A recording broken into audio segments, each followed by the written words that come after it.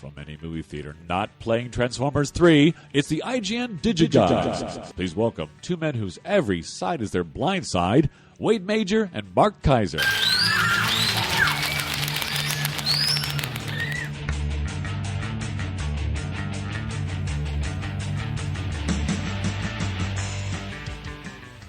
And, we don't say it often enough, but that opening music is courtesy of Ball and Chain. You said that last week. I know. I'm giving them a little more of a plug. It's Ball and Chain. They're a great L.A. Local band. You can find them all over the place. Troubadour and every once in a while. Bunch of guys who have very interesting day jobs, and then they rock at night. I was at the Troubadour about 2 weeks ago. Were you really? I swear to God I was. What were you doing there? I saw Liz Phair. Liz Phair is a 90s girl rocker. I know. I love Liz Phair. And I was a big fan of Liz Phair, and she's kind of slipped off the radar a little bit. But she was at the Troubadour. I said, you know what? I got nothing going on tonight. I happened to stumble upon the ad. I'm going for it. Her song Extraordinary, which is about the poppiest thing she's ever... It's like the only top 40 tune she's ever had, but it's a great song to listen to when you're running. Well, the thing with that, did we talk about this? Is how she she did Exile in Guyville, and had this kind of indie thing going, and then a couple of years ago she decided to blatantly go commercial, literally just unashamedly, unabashedly, with no apologies, go commercial, and it didn't work. This is a show about DVDs. What? And Blu-rays, and eventually it's just going to be a show about streaming. And not even necessarily streaming movies. It'll just be about, streamers and streaking. And streaking. With special guest David Niven. Thank you. Why? Because the streaker ran behind him in the Oscars. And he said he's showing his shortcomings. Whatever it was. What was that, 1978 or something? Oh, really? Was it that late? Maybe it was earlier. Maybe it was 76. I don't know. Let me see. I'm going to look that up right now, Wade. Look it up. But we have a little bit of interesting news, and I find this to be fascinating. This is some news that broke just within this last week. Oh, by the way, good Passover? Good Passover. Good. It was a lot of fun, a lot of food. It's always a lot of food. Here's the problem, Wade. I don't like eating late at night. Yeah. Because when I eat late at night, I wake up and I get fat. And right now, I am 5 pounds heavier than I've been since 2003. Wow. So now I am 5 pounds heavy, and I don't like it. But I have to eat late at night because it is socially unacceptable to not eat and partake at the Jewish Seder. I understand. Normally, I would not eat. You know what? Same thing's going to happen to me next week on Easter. So there you go. The best thing about Easter are the chocolate-covered, the peanut butter-filled chocolate eggs. Yeah, okay. I don't eat those, but okay. What? Anyway, here's some interesting news. Warner Archive Collection to offer titles from Sony Pictures Screen Classics by request. I find this to be a fascinating development. I'm just going to read a little bit from this press release because it's worth talking about. Warner Brothers Home Entertainment Group and Sony Pictures Home Entertainment today announced that... 1974. There we go. Earlier than I thought. Announced that Warner Archive Collection, Warner's online on-demand distribution arm, will offer select catalog titles from Sony Pictures Screen Classics by request beginning April 13th, which is now passed. Featuring approximately 150 manufactured on-demand titles from the Columbia Pictures library, including films like Genghis Khan, A Song to Remember, and A Study in Terror. And I think this is interesting because Warner started this manufacture on demand. They call it MOD. And Fox has gotten in on it now, doing a lot of stuff from Fox and from MGM. We're going to talk about some of them today. We've got several of them here.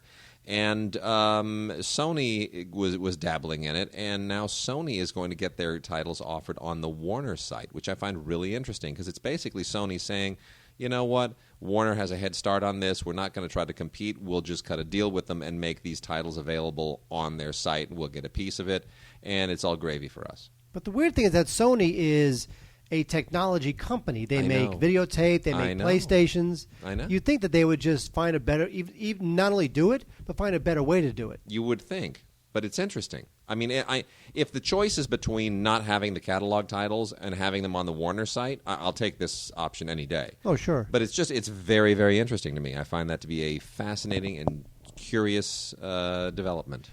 Well, Wade, you're a fascinating and curious man. And we have some listener mail. What? By the way, you want to send us listener mail, send it to gods@digigods.com. We're always there. We're always fair. We're always square. Mark, shall we? I don't know where that came from. We're always there. We're always fair. We're always square. That's it, yes. I love that. Yeah, thank you. It's our new It was like motto. Well, I'm auditioning for game show host these days. That's what I'm looking for. I'm looking for anybody out there. Anybody who wants to let me host a dumb game show. Whatever happened to the Game Show Network?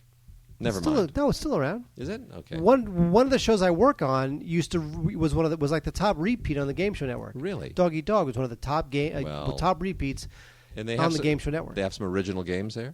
Yeah. Oh, original yeah. game show. Of course. They're looking for hosts. That's what I want to do. They're looking for hosts. They're not looking for you. Okay. That's how that works. There we go. So, Mark, as long as it's Passover season. Yes, we will talk about Jews and Baseball. Now, Jews and Baseball was directed by Peter Miller, and this is all about the Jewish contribution to the national pastime. I thought this film was basically fine. The problem is that once you get past some of the interesting stories about Jewish players and what they overcame after World War II and in the early 20th century when they were trying to assimilate. Once you get past all that stuff, the rest of it is really not very interesting. It's really just, like I told Wade before the show, this movie is like reading the Jews and Baseball Wikipedia page, where there's not, Miller, God love him, he does, he just carts out the usual suspects, Mo Berg, the catcher who is also a spy. He talks about Hank Greenberg, who was the subject of another and better documentary called The Life and Times of Hank Greenberg. He also talks to Bud Selig, who's also Jewish, and but in the end, never goes for the big think.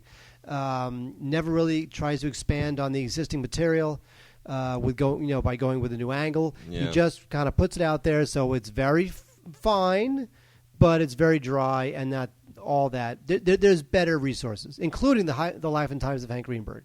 Which I would recommend over Jews and Baseball. Including the Jews and Baseball Wikipedia page. That is true. Yeah. Is there even one? I'll bet there is. Well, is there a Wikipedia page on the idea of Jews playing baseball? I don't know. Let's find out. Yeah, maybe. All right. Well, we got a bunch of really interesting ephemera. I don't get to often use the word ephemera. We have some interesting film and television history ephemera here. So I'm going to go through here.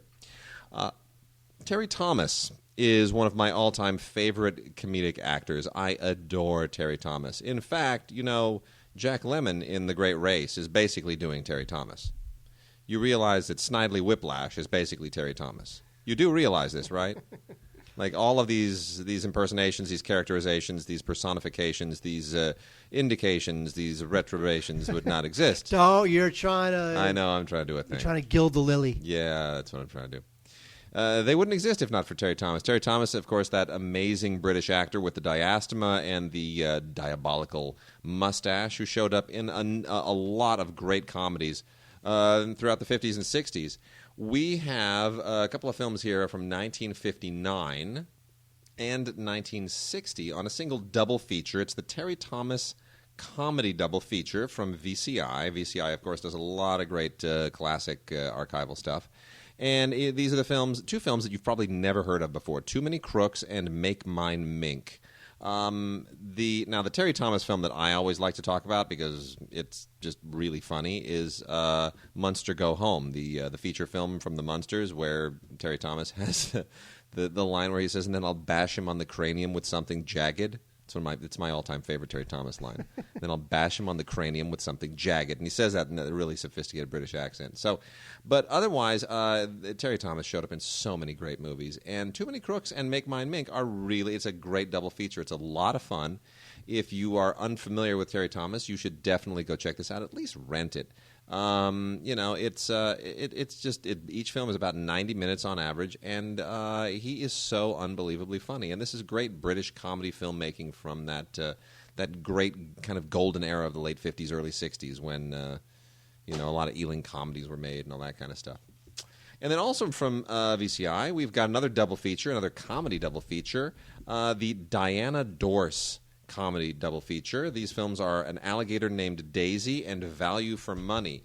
If you are unfamiliar with Diana Dorse, don't feel bad, I thought I had seen just about everything ever in the history of movies, and I was completely unfamiliar with Diana Dorse. So it was interesting to kind of jump into this and see who this woman is. Really, kind of a British Marilyn Monroe, sort of. Not quite, but close enough. Brassy blonde, very funny, and these are actually quite good movies. I'm shocked that I'd never heard of them before. I'm shocked that I'd never heard of her before, but you should definitely check it out. An Alligator Named Daisy is actually a pretty terrific little movie. That one was made in 1955 and belongs kind of to the same general ilk, the same general field of British comedy from that same period. So check them out. Really great kind of just good comedies. And speaking of good comedies, we also have the Bob Hope Collection Volume 2. Now, these are all movies that have been out before from many, many different places. Bob Hope's movies most of his movies have been out from public domain houses countless times. And now from Shout Factory, we're getting them in kind of compact sets, so you don't have to go out and get them in like 15 different volumes anymore. Eventually, this will probably all be in one set, but Volume 2 now adds the following films to what previously came out in Volume 1. The Great Lover, Cancel My Reservation, Paris Holiday, The Private Navy of Sergeant O'Farrell, Son of Paleface, and How to Commit Marriage. The one here that has not been widely available is Cancel My Reservation, which is also not that good. But The Private Navy of Sergeant O'Farrell is great. The Great Lover is terrific. Son of Paleface is awesome. And How to Commit Marriage is pretty good. So, if you want to have a little more compact set of that, check it out. Also, from the remarkable and fantastic people at Shout Factory is what I think it just might be one of the picks of the week. I mean, there are a couple other movies that I'm particularly fond of. Mark may feel differently, but Mark... I love Ernie Kovacs. Oh, my gosh. He's the Kovaciest. He's the best. This is the Ernie Kovacs collection. And here's the thing about Ernie Kovacs. Ernie Kovacs does not get enough credit today for what he pioneered in comedy. Ernie Kovacs, I would even go so far as to say, is the father of what has been done in late-night television comedy on all of the late-night talk shows now for a number of years. I think a lot of what Letterman does is basically Ernie Kovacs. I think a lot of what Conan did is Ernie Kovacs inspired. I think that the generation of late-night hosts, and maybe the last generation too, essentially a combination of Ernie Kovacs and Steve Allen. I agree. Those were the guys that really sort of together melded, became what the modern talk show host was. There's over 13 hours of stuff here, a lot of which has just been mined from the archives and finally put together. I mean, there is stuff here from the early days of television when Kovacs was just doing all kinds of crazy stuff. Wolfgang von Sauerbraten. Oh, my gosh. A lot of stuff that he did on various morning and evening shows for NBC. Andy Gruesome. ABC specials. I mean, it's just amazing. There's a bonus booklet here that's got a lot of great stuff on it. This is absolutely fantastic. And let me just say, here's the thing about Ernie Kovacs. When you watch this, you will just start to make all kinds of connections. I mean, unbelievable connections. You'll go, oh my gosh, like that's sort of like what Jimmy Kimmel did the other night. And wow, I can't believe that's. You know who's more like Ernie Kovacs than any of the rest of them? And you may disagree with me on this, but I'm going to tell you who the heir apparent to Ernie Kovacs is right now. Let me see. Hang on, Matt Lauer. Yeah, it's not not what I was thinking. The guy from House. Jimmy Fallon. Jimmy Fallon. Do you watch much Jimmy Fallon? I've seen a couple clips on YouTube. You know what? It seems like he really found a different way to host a late night show. Absolutely. I mean, he does a lot of. The high production value on a lot of the bits that they do is very impressive. He's really raised the bar. It's not enough to sort of do what Letterman and Conan did, where you just do some shtick in studio, right? Or you run out on the street and you do a little shtick. I mean, it's very highly produced, like these serialized dramas that he does. But he does these bits in studio that are straight up Ernie Kovacs. Like one, you have to check this out. It's a song that he sings, "Won't You Pop My Balloon?" Okay? And Tracy Morgan comes in with this weird mustache, wearing this white spandex jumpsuit that's showing everything he's got, doing this crazy little dance with balloons basically attached to his crotch, while Jimmy Fallon is singing the song, "Won't You Pop My Balloon?" Okay, that is so tweaked. That is so weird. Now, it is so off the wall. Is What You Pop My Balloon, is that an actual song? It's a song they wrote for the episode, for the show. Got it. It is unbelievably funny, yet so comedically risky. It's just from Mars. And it's the kind of thing that, you could just see Ernie Kovacs sitting in comedy heaven, wherever he is, and just smiling and laughing and realizing that kind of comedy would not exist if not for what he had pioneered. And frankly, you can't do that kind of comedy anywhere but television. It only works on television. And I don't know why. Like, if you were watching that on the street, if you were just walking down the 3rd Street Promenade in Santa Monica or Universal City Walk and somebody was doing that exact same shtick, it wouldn't work. It wouldn't be funny. For some reason on television it's funny, and that was the genius of Ernie Kovacs. I want to watch this. He's the man. He is the man. He's the man, Ernie Kovacs. So definitely get that. And if you're not into television, check out Gaumont Treasures Volume 2. This is long overdue. Kino, some time back, months now, it seems like, maybe 6 or 7 months, released Volume 1. And these are 3 more DVDs with another 75 or so very early films from Gaumont, the French company, from the silent era, made between 1908 and 1916. And the French, of course, have always been much better at preserving their archives, their archival and classic material than the Americans did, because from that same period, we have lost hundreds of films, and yet Gaumont, one company, has all of that stuff preserved, and God bless them, because it really gives you a great insight into how the form evolved in Europe during the silent era. This is absolutely terrific. 10 hours worth of material that just contrasts so fabulously well with the American stuff. This is actually, they've been harassing me to teach a class again at the collegiate level, and I haven't really wanted to, but this makes me want to. This stuff's great. I could show this stuff. I mean, I could just bring this along, and course is done. Here, this is the class. Watch these DVDs, and then I'll just go take a nap. And then you would truly be a teacher. I would truly be a teacher at that point. That's right. No syllabus required. No syllabus required. And then before we get into some of this other stuff, we have got the Ingrid Bergman in Sweden box set. Ingrid Bergman in Sweden is also from Kino, and this contains 3 films that she made before she became kind of an English language sensation. I'm going to go and say that only one of these is really noteworthy, and it's been released previously, although this is far and away the best transfer of it, and that's Intermezzo. Intermezzo is a very, very good film from 1936. And it's you know what, this is basically the one that kind of got her hired by David O. Selznick. She went on to make the 2 other films in here after that, but it was Intermezzo that really kind of made her an international star. The other 2 films are A Woman's Face and June Night. I think June Night is kind of crappy, to be honest. It's way melodramatic and just too much for me. But A Woman's Face is middling. It's not as thrillery as it thinks it is, but it's okay. It's not great. So all of these are in Swedish, English subtitles. And if you already have Intermezzo, I wouldn't worry about it. Intermezzo's enough. The other 2 films, not essential unless you're some kind of a fetishist and a completist. Then go for it. Yes, Wade? All right. Yes, Mark, we got new movies. Blu-ray time. Yeah, baby. These are mostly catalog titles, except the last is a Blu-ray that Wade loved from last year. Yeah. But first we'll start with Much Ado About Nothing, which is from 1993, directed by Kenneth Branagh. Branagh, of course, is the great modern director and interpreter of Shakespeare on film. Yep.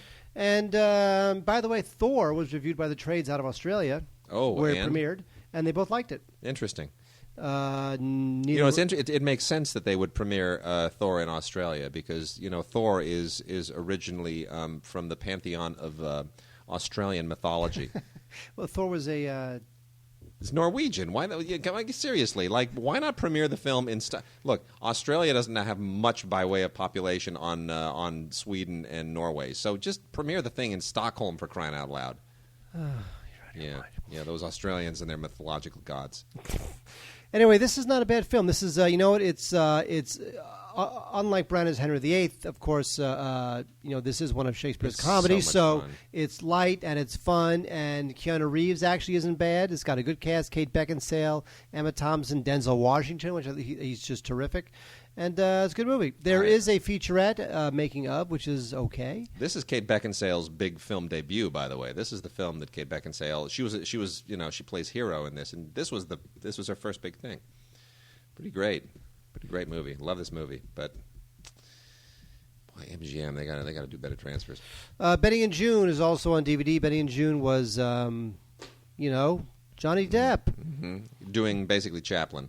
This is one of Depp's first kind of breakout movie roles, don't you think? It was one of the early breakout roles for him. Kind of. I mean, he was already a star at the time, but it was one of the ones that sort of said, "Hey, this guy can do weird, different, interesting stuff." Which is really all he's done since forever. Yeah. I mean, now he's done Pirates of the Caribbean. I mean, it's Willy Wonka. It's a weird, twisted, offbeat quirky romance, and he's charming in it. You can tell that he auditioned for and lost out, because this was around the same time that Robert Downey Jr. got Chaplin, and you can tell that he probably auditioned for it or wanted it or kind of chased it and didn't get it, and still kind of had that Jones for doing Chaplin, so he gets it out of his system by doing it in this movie, and he does it well. I mean, you realize that had Robert Downey Jr. not done Chaplin so brilliantly, they probably easily could have cast Johnny Depp and had just as good of a movie. Sure. Johnny Depp plays the brother. Mary Stuart Masterson plays the sister. And it's good. Very quirky little comedy directed by Jeremiah Chechik, who did a bunch of stuff, but none of it particularly. He went on to basically bungle his career when he did the Avengers. Yeah, and by the way, right. That's not the Avengers. It's the Marvel superheroes. It's the Avengers based on the British TV show that had Ralph Fiennes and Uma Thurman and really tanked. Bad times.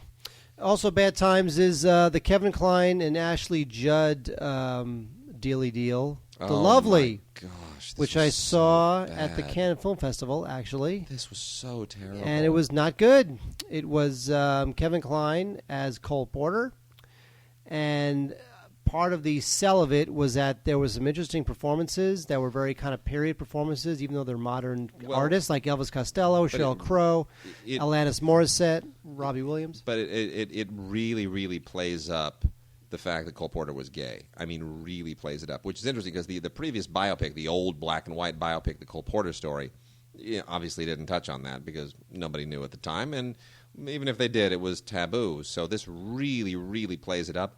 But it plays it like the whole structure of the film is odd, and it never felt right. But they also play up the whole gay angle in a really lascivious way, which I thought was kind of tacky. Yeah, the whole thing is done very good. It was sort of like it was a tabloid treatment of his life, and I didn't think it was very respectful.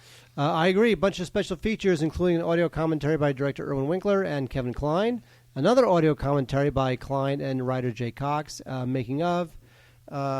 Terrible film. Lars and the Real Girl, which I kind of liked, a quirky little film by Craig Gillespie. This is about a guy who falls in love with a doll, a life-size doll named Bianca. And, it's one of those films where it seems quirky and crazy and wacky and a little offbeat on the outside, but on the inside, it's telling a deep and meaningful story about this guy's inability to connect. And it's good. It's good stuff. Wade, did you like this movie? Didn't see it. Really? Nope, didn't see it. Ryan Gosling, Emily Mortimer, who I always like. I love Emily Mortimer. Yeah, she's wonderful. Patricia Clarkson. Yeah. No, it's good stuff. Their special features include pretty much a couple featurettes and not much else. I met Emily Mortimer at that AFI Fest when I was on the Shorts jury those years ago, and she's cute. She was on another jury. There were 3 juries that year, and we all kind of OJ jury. What? The OJ jury. Exactly, but she was delightful. Mystic Pizza, which is the coming out party for Julia Roberts. Oh yeah. Yeah, Mystic Pizza. I remember that. But it's got a great cast otherwise too. Annabeth Gish, Lily Taylor, Vincent Philip D'Onofrio. So you're saying that Satisfaction was not her coming out party? No, playing second really. fiddle to Justine Bateman? Not really. No, you'd have okay. to say it's. And by the way, this is directed. Talk about journeyman like Jeremiah Chechik. This is directed by Donald Petrie. Oh man, these guys, they Howard Hawks. They are not exactly. Anyway, it's fine. Whatever. Yeah.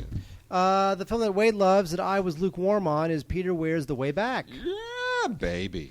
The Way Back is based on an amazing story of a group of concentration camp What do you call gulag. them? They're gulag. They're gulag they're residents. Yes. What do you call them? They're gulag prisoners. Inmates. Inmates, and they basically escaped the gulag.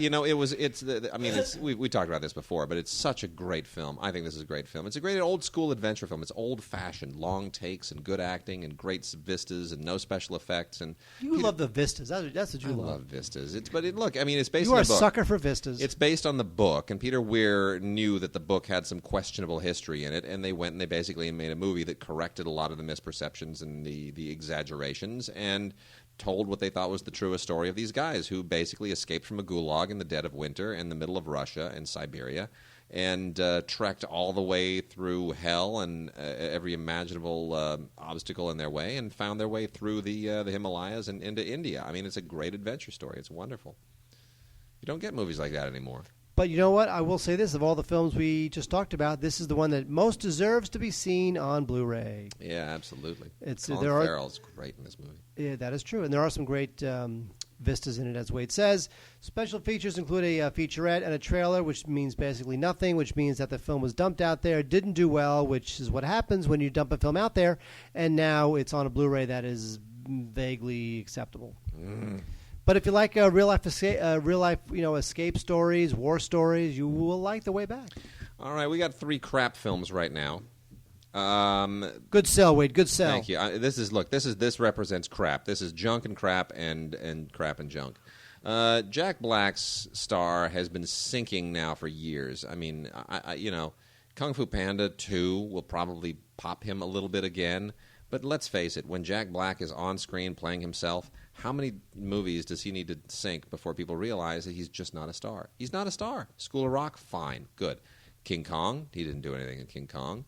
That friggin' the Nacho Libre didn't do anything in that. Gulliver's Travels, this thing sank like a rock. That movie. That was one of the coffin nails for 3D. There was 1 week. There was this 2-week period where everybody, 3D. And then Yogi Bear and Gulliver's Travels came out, both of them in 3D, and they both sank and tanked right at the end of the year in a big holiday season, right when all the parents should be dragging their kids out to see 3D movies. And these 2 movies aimed squarely to make them pay more for 3D tickets, tanked. If you want to read a classic Pan... Gosh. You have to read A.O. Scott's Pan of Gulliver's Travels in the New York Times because he writes it in the language. Oh, really? Of the original work. Really? Oh, that's great. And it is a Pan written as if it was written 200 years ago, and it is brilliant. That kind of reviewing sometimes works, sometimes doesn't. Manola tried that with one. Was it The Cat in the Hat? I think it was The Cat in the Hat. It was one of the Dr. Seuss films that she wrote in Dr. Seuss rhyme. And it was sort of cute, but didn't quite work. I did it, believe it or not. Do you remember when I did that? I do not. I wrote I wrote a review for Box Office of Beavis and Butthead Do America in Beavis as a dialogue between Beavis and Butthead. And I can't remember if I really pulled it off, but it was fun to write. Anyway, Gulliver's Travels, a completely reimagined. This has nothing to do with the book, nothing to do with Jonathan Swift's work and whatsoever. It's just Jack Black as a dude in a whole postmodern, completely reconceived rock and roll kind of Gulliver's Travel story. It's dreadful. It's horrible. It is truly an unwatchable film. They sent this to us on not the 3D version with the glasses, but a regular Blu-ray DVD combo. Honestly, I missed it in the theater. Can't get through it. It's just too unbelievably bad. And then we also have Ashley Tisdale, who is one of those Disney creations that they just can't stop milking. Another Blu-ray DVD combo, an original Disney TV production. This is straight to DVD. Sharpay's Fabulous Adventure. You know what? If you're a tween, if you're a girl who's a tween, you will probably love everything about this. This is kind of like Sex in the City for 13-year-olds. But maybe I just don't know the whole Sharpay thing, but I just thought this was unwatchably stupid. And then we got Ray Liotta, a guy who should be doing better films.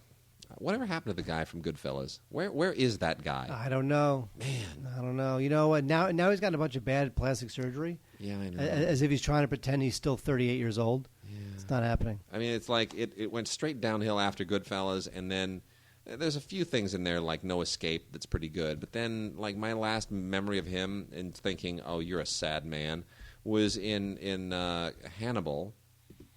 Ooh, I remember Hannibal where he eats his own brain. Well, yeah. It was a pretty legendary turn there. That moment at the end when Anthony Hopkins is like slicing off pieces of his brain and frying them up and feeding them to him, that's just the stupidest moment. It's like macabre and gruesome and stupid all at the same time. I don't know how you do that. He's done a lot of crappy stuff. Anyway. You know what? Crossing Over wasn't very good. No. He was in Observe and Report, which I thought was kind of a funky movie. Youth in Revolt, not very good. No.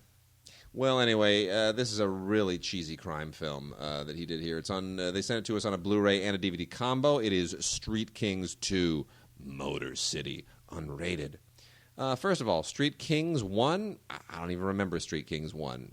We see a lot of movies, but I It probably wasn't called Street Kings 1. It was probably called Street Kings. Yeah, well, whatever it was. Ray Liotta, he's okay, but this is just an incredibly average straight-to-DVD production, and Sean Hatoshi actually is a better presence in the film, but anyway, dreadful, just dreadful. But you know what's not dreadful, Mark? Star Wars. We got a couple of criterions here. Ooh, is that a Loachian thing I'm seeing? It's a Loachian thing, yeah. I love the Loach. You like the Loach, don't you? Of course, I love Ken Loach. The Loach film is Kes, and it's based on a book called A Kestrel for a Knave, which of course means nothing to me. A kestrel for a knave. I don't speak that Loachy language. Don't you know? Not really, no.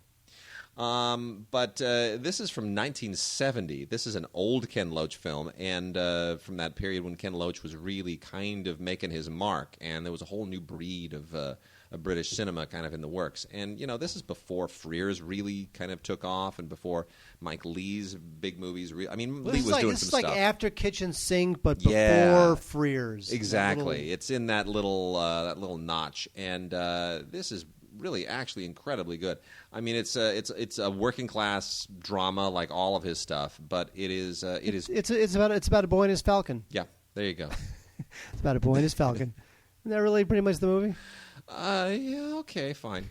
I guess so. Kes means it's a kestrel, right? Which is a bird. Mm-hmm. Right, it's basically like a falcon, right. But anyway, no, it is. It's a terrific film. It was, it's not. It's beyond the BBC kind of thing, but it's got heaps of extras on here.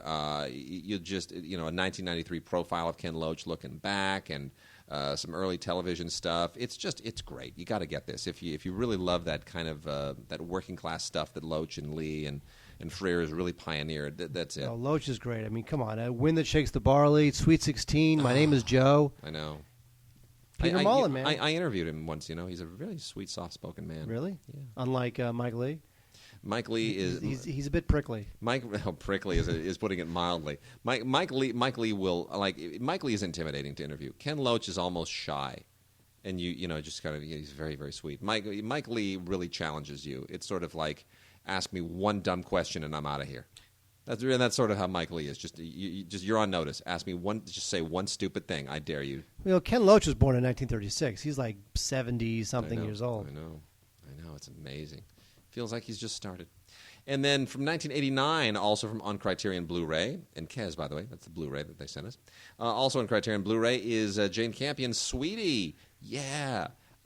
This is the first feature-length film that Jane Campion made. She had previously made a short film that won the Short Palme d'Or at the Cannes Film Festival, so she was already somebody on the move at the time. And in 1989, she made her first film, Sweetie, which is really a fascinating sister relationship film. A little creepy, but really very... It's unbelievably original. I mean, you just get her style and you get her sense of character and the way she photographs things. And I guarantee you there are no two sisters in the world like these two. But the film itself is really, really very sharp. And it's got a terrific commentary that includes Jane Campion, but a bunch of other people on it, including the screenwriter. And it's just great. You got to get this. If you're a Jane Campion fan like I am, it is a must-own. Now, Mark, are you a fan of the Harry Potter? I am not. So because I'm not 13 years old. Okay. I mean, I used to be, but I'm not now. You know, let's talk about this. We're going to talk for a moment about the Blu-ray DVD of the Deathly Hallows 1, Part 1. Yeah, which is like Harry Potter 6, Part 6, Part 1. Yes. Right. I actually like this film. This is maybe I've been the more that I've thought about it, the more it kind of hangs with me, and it's the vistas. It's got a lot of vistas, a lot of loneliness. There's a lot of Antonioni in this Harry Potter. There is not. No, I know I'm sounding kind of nerdy, but there are moments where it's all about loneliness and starkness. It's very Bergman-y. It's the most Bergman-y Harry Potter. You've gone over the edge. I know I've gone over the edge. All I know is this the one with is this the one where the werewolves and the vampires fight it out? No. Oh, that's the. This is the one where Ralph Fiennes has no nose, which still creeps me out. It's funny because like the one you've got to give Warner Brothers credit for actually doing well by the series. It started out with 2 films directed by the increasingly awful Chris Columbus. Yeah, and they're just they were lame, and you thought, is this how it's going to be?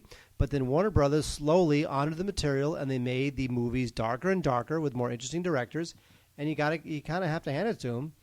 And you're right. This Deathly Hallows 1 is it's not bad. It's okay. I get it. Will I see Deathly Hallows 2? Probably not. You know, well, it's going to be in 3D. It looks gorgeous, by the way. No, all of them are terrific. It's just here's the thing that I'm going to warn people about. You know, they and this is the big plug here, that it has the opening scene of the final film, right? That's the big thing. It's like, ooh, really? I don't have to wait for the It's just a hook. Don't buy the bait. Don't take the bait. It's just to get you all juiced up. It's like you saw the final film, the final scene of this one, the opening. No, forget and someone will rip it and put it on YouTube anyway. Yeah, I know, exactly. But here's the thing: they've been eventually releasing these mega uber editions of all these things on Blu-ray, and you know that this one's going to get the same release. Yeah. So I almost would warn people away from getting this and just wait until the big uber version, the one that's not going to be promoting the opening scene of the final film. Just wait for that to come out.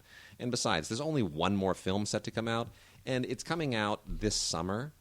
So you know that in just about 7 months' time, end of the year, we're going to be getting announced the final big honkin' all 7 film mega set on Blu-ray. It's inevitable. It's going to happen. So just wait for that.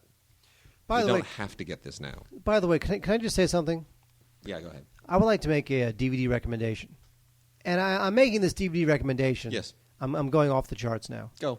I'm going off the grid. Go off the grid. Because Michael Sarrazin died. Yeah. Earlier today, as we record this. Yeah. And you got to go rent They Shoot Horses, Don't They? Wow. You can also rent Midnight Cowboy. But I love They Shoot Horses, Don't They? That's good, yeah. Because Sarrazin died of cancer. He was 70. Crazy. Yeah. Okay. I now return you to your regular podcast. All right. Well, I'm going to give a very unusual recommendation to this thing called FUBAR, Balls to the Wall. This is... I almost don't quite know how to describe this thing, but this is like if Beavis and Butthead were real and like 25, 30 years old, they would be these 2 guys. And this is from Screen Media. It's on Blu-ray. It's a straight-to-DVD release, straight-to-Blu-ray release. And, it's just a profile of these 2 slacker, rock and roller dudes, these 2 headbangery slacker guys. It's kind of funny, and I found it kind of oddly charming in a weird way. And it's been at a few festivals, but if you want to find a weird little discovery, you might want to check this out. It's FUBAR, FUBAR, Balls to the Wall. Now, FUBAR, of course, you know what FUBAR stands for, right? Effed up beyond all recognition. That's right. People don't know that. It's kind of like snafu. I know lovely little old church-going ladies who will occasionally say things like, oh, well, that's a real snafu, not realizing what snafu stands for. Tell everyone. Situation normal, all effed up. It's a military term. It's a military, military, what is it? Acronym? Acronym, yeah. I was going to say anachronism, but that's not right. Acronym. Like scuba. Yeah. Like SCUBA, which stands for self-contained underwater breathing apparatus. Exactly. But there are certain words that you don't realize are acronyms. Like scuba, we just thought was like when I was a kid, scuba just seemed like a word. Yeah, exactly. It didn't seem like an acronym. Yeah, but it is. But it is. Yeah. What other acronyms are good? What other acronyms are there that you don't realize they're acronyms, yet they are? I don't know. Neither do I. How about this? NATO. You know what? Actually, here's one. Laser. People don't realize that laser is an acronym. Yes, it Light is. amplification by simulated emission of radiation. That's it. Laser. Very good. It's beautiful. We have got another film here that is also one of my favorite films of last year, in addition to The Way Back, which is Rabbit Hole. Rabbit Hole is a terrific film. It's on Blu-ray. I recommend it on Blu-ray. It will tear your heart out. Turn the lights out. Sit down with a loved one. Hold their hands. Make sure the kids are asleep. And then shoot them. And you'll just cry your eyes out. It is a powerful, beautiful, wonderful film. It only got one Oscar nomination, which was for Nicole Kidman's performance, which is unbelievable. Maybe the best thing that she's ever done on film. Aaron Eckhart also very, very good in this. And, it is based on a Broadway play for which, what's her name from Sex and the City? Cynthia Nixon. Cynthia Nixon won a Tony for it. And so you're already walking into a loaded situation when the role was Tony nominated for another actress, and she got an Oscar nomination for it, which tells you just how good this film is. It is directed by John Cameron Mitchell, who previously did Hedwig and the Angry Inch, who is an outstanding director, because this is not at all the kind of thing you would have expected somebody who's kind of so oriented toward edgy, Fassbender type, surreality to do, because this is basically a movie about a couple who have lost a child, and it is about the ordeal of them trying to get through the remainder of their lives and hold their relationship together. Absolutely awesome. Sandra Oh is great. Diane Wiest is great. The kid in it is the kid who is there's another kid who's sort of a central figure. I won't give any more details, but this movie is awesome. It is just awesome, and I'm thrilled that it got a PG-13, because the emotions alone are so raw that it very easily could have gotten an R. Do not miss this. Please, please watch this film on Blu-ray and do yourself a great favor. Oh, great way. You get Rabbit Hole. I get Short Circuit 2. Yes! I knew you'd love that. The great thing about Short Circuit 2, which is the 1988 sequel to 1986's Short Circuit. And just so you don't feel too bad, I got to handle this. Yeah, it's pretty bad. Yeah, thank you. The amazing thing about Short Circuit 2 is that Fisher Stevens, somehow between the first movie and the second movie, his character's last name changed. It just did. That's so weird. In the first film, his last name was like Jabatuya or something. In the second film, his last name is Jarvie. Why is that? Don't know. It all makes no sense. Anyway, it's the reason why we love Short Circuit 2, and when I say we love it, I mean we don't love it, is because it was directed by Kenneth Johnson. Now, Kenneth Johnson was his early TV work included $6 Million Man, Bionic Woman, that's right, Incredible Hulk, and he's also the creator of V, the original V. Oh, is he really? I didn't know that. Kenneth Johnson, the director of Short Circuit 2. I remember him from the $6 Million Man for sure. The creator of V. So he's a creator of V, but we can't let him off the hook completely for Short Circuit 2. You know who we also can't let off the hook? Steven Seagal. That's right. He's the best. You know what? I'm not going to ask you to tell your Steven Seagal stories. they're just too terrifying. But Steven Seagal is in a new film, straight to Blu-ray, straight to DVD. Born to Raise Hell. Born to Raise Hell. Street justice has no rules.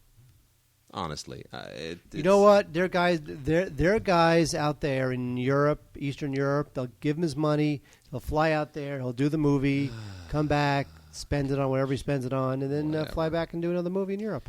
Here's the thing. You know why he's doing these movies in Europe? Because tax incentives. That's it. It's just like where do we have a tax incentive? Okay, let's go there and we'll think up something to make. Well, you know what? He's still internationally where there's still like in some of these countries where it's still 1982. Yeah, right. That's kind of true. Steven Seagal he's a draw. Yeah, it's like Ukraine or wherever. Yes. Yeah, I know. It's like still 19. That's really a good point. Anyway, it's you know what? This is just dumb. He's some kind of Interpol-y type guy who's running around with a commando team. trying to run interference between Russian gangsters and gypsy drug dealers or some nonsense. And one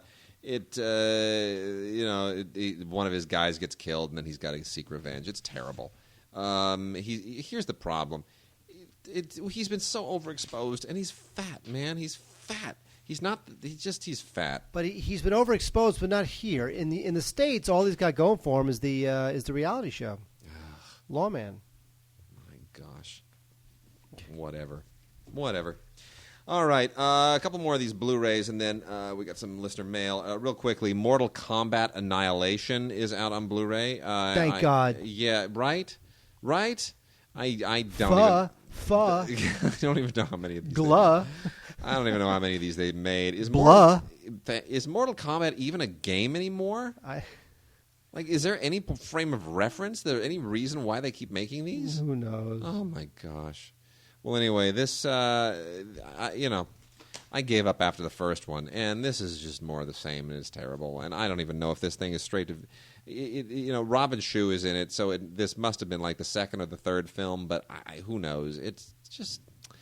They're bad, and they're bad for this reason. They're bad because they didn't learn anything from how martial arts films are made, and we're going to talk momentarily about a good one. They didn't learn anything about how martial arts films are made in Hong Kong and in Thailand. They do it the American style, and it's lame, and it just sucks. And then lastly, before we get to some listener mail, Somewhere, the Sofia Coppola film, which a lot of people really hate. I liked it. I like this film a lot, but you really need to see this. Get it on Blu-ray and watch it on a big screen because you need to let it wash over you. It is a slow film. It is a deliberate film. It's a film that if you're not paying full attention to it, and if you're not really focusing on the big picture, you're going to miss everything. It's all about letting it just kind of wash over you. And it's Stephen Dorff plays an actor who kind of has all the success in the world and yet a very empty life. And Elle Fanning plays his daughter, and it is about a period of time that he gets to spend with his daughter for reasons that will become clear in the film. And it sort of opens up new vistas in his life. It won the Venice Film Festival. It is not as good as Lost in Translation, I will say that, but it's a very poignant film based in a lot of the experiences that Sofia Coppola had when she was traveling with her dad. When he was kind of doing press tours as he was a hot filmmaker in the 70s. And you know what? It's very, very poignant, and it makes a nice companion film to Lost in Translation in that it is about people struggling with alienation and living out of hotels. Both films. That is true. Very good. Now, Wade, while you dish up some viewer mail, yeah, and we'll do the viewer mail, and then we'll pretty much say bye-bye, I have good news on the BD front. Wade. Yes, what is good on the BD front, using the acronym for Blu-ray disc. That's right, Laser, I am. June 7th. Yes. 2 Blu-ray set. Yeah. Das Boot. Oh, my gosh. Really? Yes. June 7th? June 7th. Mark it down. Director's commentary, historical material, featurettes. Das Boot, which, by the way, is German for the boot. That's so awesome. That's great. No, I'm thrilled. Oh, yeah, totally. Way to go. Well done, Sony. That's pretty cool. All right, here we go. Some listener mail. Jordan Willis wrote us and said, "Hello, Digigods. I use every digital copy I get to watch on my laptop or iPod, since neither can play Blu-rays. I can watch them in the bedroom, camping, or on a trip. I also have a question. Why do DVDs and Blu-rays, like the upcoming Lord of the Rings extended trilogy and Watchmen, not include multiple cuts of a movie on the same disc, like the Alien anthology set?" My answer to him gave him 5 reasons why. Number 1, laziness. Number 2, because if they include multiple cuts, then they can't sell those cuts separately and make more money by forcing people to double and triple and quadruple dip. Number 3, some marketing people are not convinced that there's a value to multiple cuts in a single disc, and it's like throwing good money after bad, since if you're going to put a multiple cut feature on there, you need more data, the disc costs more, et cetera, your stock costs more, so there is an investment involved. 4, limited data space, which is related to that. They'd rather devote the extra space to better audio and picture and extras. And then 5, mentally debilitated monkeys doing the mastering.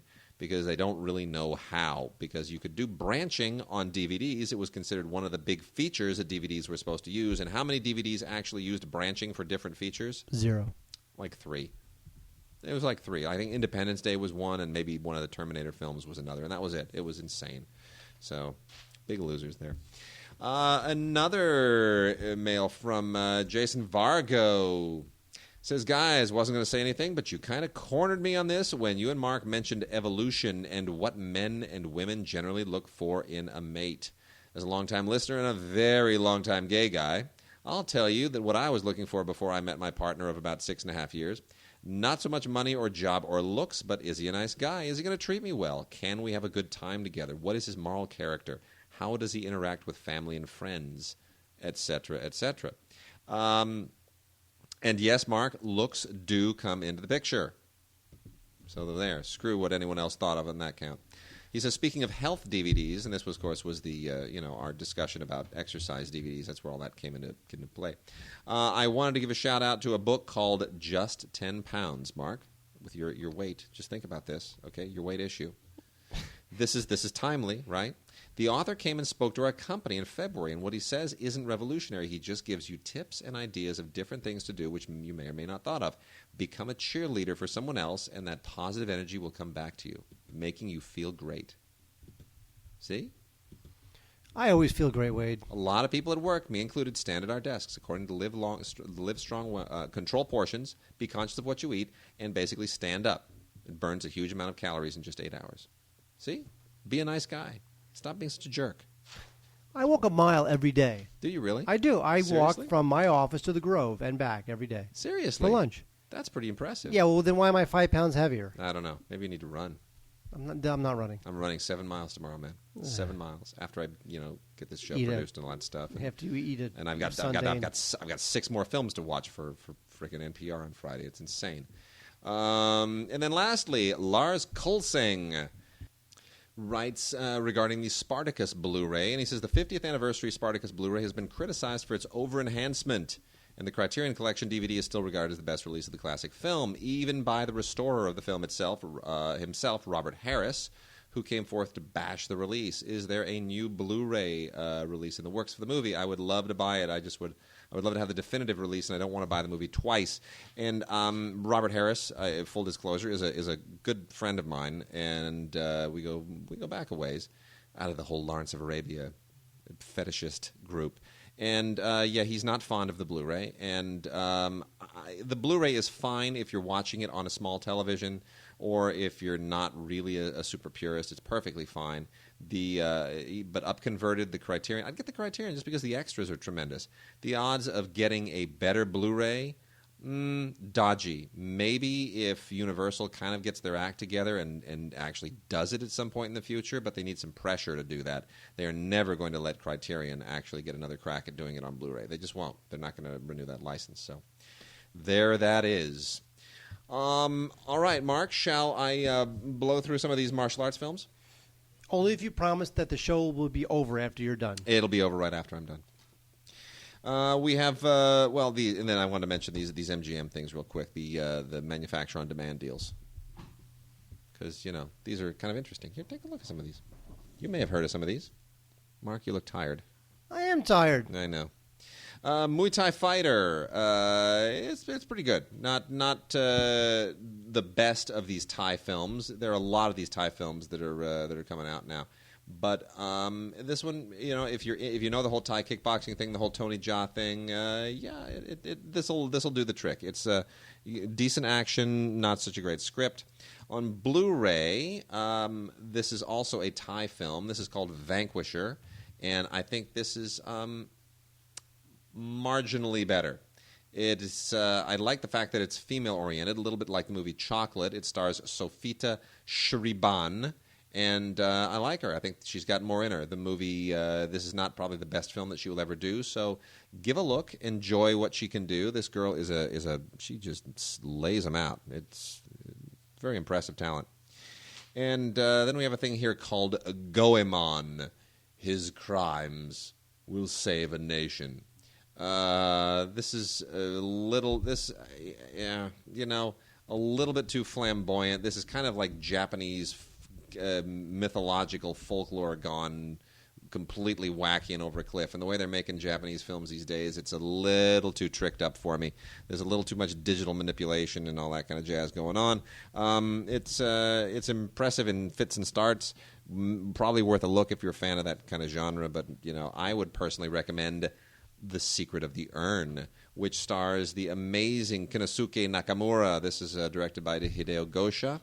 And this was made in 1966, released from the very, very cool people at Animego, who always put very interesting warnings on their DVDs. The warning on this one is, warning, contains violence, treachery, and pottery.